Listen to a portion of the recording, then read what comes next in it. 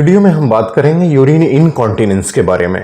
Urine incontinence क्या है, ये क्यों हो जाता है और इसका क्या होम्योपैथी इलाज है, वही सारी चीज़ें मैं आपको इस वीडियो में बताने वाला हूँ। देखिए, यूरिन इनकॉन्टिनेंस उसको कहते हैं कि पेशाब इतनी तेज लगता है कि बाथरूम तक जाते जाते पेशाब निकल जाता है। हम पेशाब को होल्ड ही नहीं कर पाते हैं। अमूमन ये देखा जाता है कि जब हमें पेशाब करना होता है तो हम अपनी इच्छा से करते हैं। जितनी देर चाहें हम पेशाब को रोक सकते हैं और कभी कभी इमरजेंसी में हम काफ़ी देर तक भी पेशाब को रोक लेते हैं। लेकिन यूरिन इनकॉन्टिनेंस में अगर पेशाब लगना शुरू हुआ तो आप रोक नहीं पाते हो, वो पेशाब निकल जाता है। तो मैं इसकी साइंटिफिक वजहें आपको बताऊंगा कि ऐसा होता क्यों है। सबसे पहले मैं आपको एक नॉर्मल चीज़ बताऊंगा जो बॉडी में हमारी नॉर्मली चलती है। देखिए, होता क्या है, जब पेशाब लगातार बन रहा है, चूंकि फिल्ट्रेशन लगातार हमारी बॉडी में चल रहा है, तो पेशाब की बूंदें जैसे पेशाब की थैली में इकट्ठी होती हैं, उस दौरान पेशाब की थैली अपने आप को रिलैक्स करती चली जाती है, मतलब फैलाती चली जाती है। और जो पेशाब की थैली की जो यानी यूरिनरी ब्लैडर की जो मांसपेशियां होती हैं, जिनको डेट्रूजर्स मसल्स कहा जाता है, ये अपने आप को रिलैक्स कर लेती हैं। जैसे ये रिलैक्स होती हैं, यूरिन भरता चला जाता है और जो यूरिनरी स्फिंक्टर है, यानी एक वाल्व होता है जो पेशाब को रोक के रखता है, वो टाइट होता चला जाता है। मतलब नॉर्मली जो डेट्रूजर्स मसल्स हैं वो रिलैक्स होती चली जाती हैं और स्फिंक्टर जो है कॉन्ट्रैक्ट होता चला जाता है, यानी पेशाब को होल्ड किया रहता है। ये नॉर्मली ऐसा होता है। जब पूरा यूरिनरी ब्लैडर फिल हो जाता है तो एक मैसेज हमारे दिमाग को रिलीज होता है, दिमाग की तरफ को जाता है कि पूरा ब्लैडर फुल हो गया है। वहाँ से सिग्नल आते हैं यूरिनरी स्फिंक्टर को रिलैक्स करने के और हम यूरिन वाइड कर देते हैं, यानी पेशाब को बाहर निकाल देते हैं यूरेथ्रा के माध्यम से। नॉर्मली ऐसा होता है। अब जो ये इनकॉन्टिनेंस की प्रॉब्लम पैदा होती है उसके बारे में आप समझिए थोड़ा सा। होता क्या है, जैसे ही यूरिन तो चूंकि लगातार बन रहा है, जैसे ही यूरिन की ड्रॉप्स यूरिनरी ब्लैडर में यानी पेशाब की थैली में इकट्ठा होना शुरू होती हैं और थोड़ा सा यूरिन इकट्ठा होता है, वैसे ही डेट्रूजर्स मसल्स यानी पेशाब की थैली की मांसपेशियां कॉन्ट्रैक्ट होना शुरू हो जाती हैं और ये कॉन्ट्रैक्शंस की वजह से एक मैसेजेस दिमाग को जाते हैं। वहां से यूरिन वाइडिंग के सिग्नल भेज दिए जाते हैं कि आप यूरिन को बाहर निकालिए। उस दौरान ये सिग्नल इतने तेज होते हैं कि हम मतलब जो डेट्रूजर्स मसल्स हैं पेशाब की थैली की, वो बहुत ज़्यादा कॉन्ट्रैक्ट हो जाती हैं और जो स्फिंक्टर है, यूरिनरी स्फिंक्टर है, ये रिलैक्स हो जाता है, यूरिन को बाहर निकाल दिया जाता है। और ये प्रोसेस इतना तेज होता है कि हम बाथरूम तक भी नहीं पहुंच पाते। ये तो मैंने आपको मैकेनिज्म बताई कि कैसे नॉर्मली पेशाब होल्ड करता है हमारा ब्लैडर और कैसे अब नॉर्मली यूरिनरी ब्लैडर में इस दिक्कत को पैदा किया जाता है।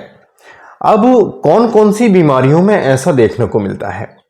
सबसे पहली बात तो मैं आपको ये बता दूं कि जो लोग बहुत ज़्यादा मोटे होते हैं उन लोगों में भी इस तरह की प्रॉब्लम देखी जाती है।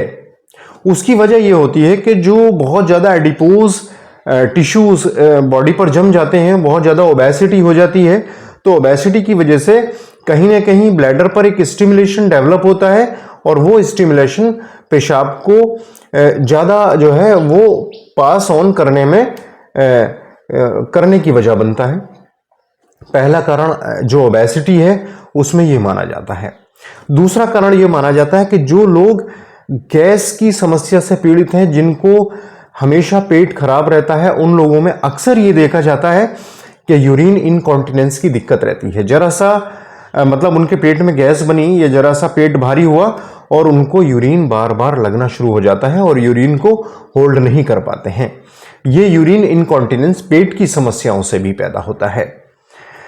तीसरी वजह होती है डायबिटीज की वजह से भी कभी कभी ये देखा जाता है कि जो एक सिग्नलिंग यानी हम ये कहें कि जो डेट्रूजर्स मसल सिग्नल भेजती हैं उनमें कुछ खराबियां आ जाती हैं न्यूरोपैथी, डायबिटिक न्यूरोपैथी की वजह से, और उस वजह से भी यूरिन इनकॉन्टिनेंस में प्रॉब्लम आती है। तो कभी कभी देखा जाता है कि कोई अगर हमारे कमर में सैक्रल एरिया में कोई चोट लग जाए या ब्लैडर एरिया में कोई चोट लग जाए तब भी यूरिन इनकॉन्टिनेंस की प्रॉब्लम देखी जाती है। प्रेगनेंसी के दौरान अक्सर जो है वो लास्ट ट्राइमेस्टर में, जब प्रेगनेंसी बिल्कुल फुल टर्म होती है, तब भी महिलाओं में इस तरह की दिक्कत देखी जाती है। उसकी वजह यह है कि जो फीटस है वो फीटस कहीं ना कहीं प्रेशर डाल रहा होता है यूरिनरी ब्लैडर पर, जिसकी वजह से डेट्रूजर्स मसल्स वो कॉन्ट्रैक्ट होती हैं और यूरिन को वॉइड करती हैं, ताकि फीटस को प्रॉपर स्पेस मिल सके, फीटस को किसी तरह से फुल ब्लैडर भरने में दिक्कत ना आए। तो एक डिफेंसिव मैकेनिज्म के तहत बार बार यूरिन की इनकॉन्टिनेंस हो जाती है, यानी ये बॉडी के लिए एक डिफेंसिव मैकेनिज्म यहां काम करती है।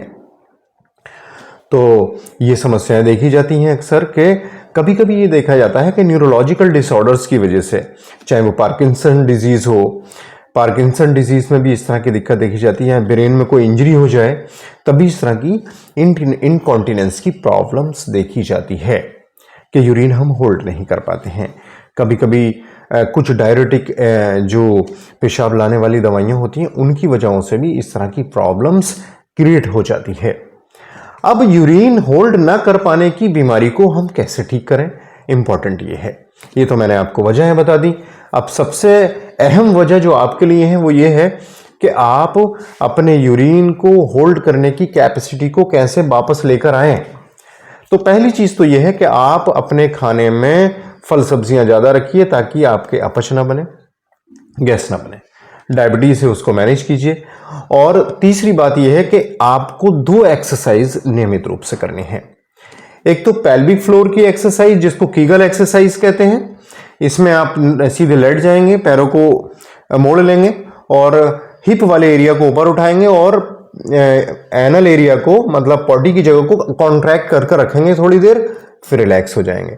इस तरह से ये रोज आप सुबह शाम कीजिए और कम से कम 4-4, 5-5 मिनट, 10-10 मिनट भी कर सकते हो।